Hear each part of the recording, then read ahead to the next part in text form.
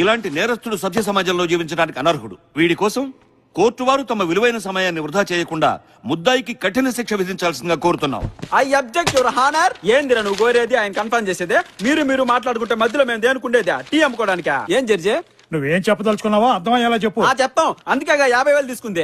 ఇంతకీ నా క్లయింట్ మీద ఉన్న ఆరోపణలు ఏంటో? చిల్లర దొంగతనాలు, బ్యాంకు రాబరీలు చేసావా? చేయలేదు రాజా. చేయలేదు అంటున్నాడుగా. ఓకే, చేశాడు అనుకుందాం. ఆ మాత్రం దానికి ఉరి శిక్ష చేస్తారా మీరు? నెక్స్ట్. జడ్జి గారు ఉరి అనే మాట అనలేదయ్యా. నేను అనిపిస్తాగా. ఏం కాదు, ఉండండి. నెక్స్ట్. బాంబ్ బ్లాస్ట్లు. ఇన్ని చేసినోడికి బాంబ్ బ్లాస్ట్ ఒక లెక్క. ఆ మాత్రం దానికి ఉరి చేస్తారని మీరు?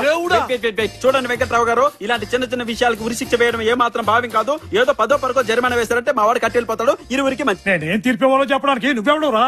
లేకపోతే నువ్వు ఇచ్చే తీర్పుకి పడి పోసేసుకుంటామనుకున్నావా? ఏం చేస్తావురా? ఈ తీర్పు చూస్తాను. తీర్పిచ్చి బయటికి ఎలా వెళ్తావో చూస్తాను. కోర్టులో ఒక్క పెట్టి నిన్ను కుమ్మకపోతే తల్లి తోడు. సార్ అసలు వీడెవడో నాకు తెలియదు సార్. సాక్ష్యాధారాలు పరిశీలించిన మీదట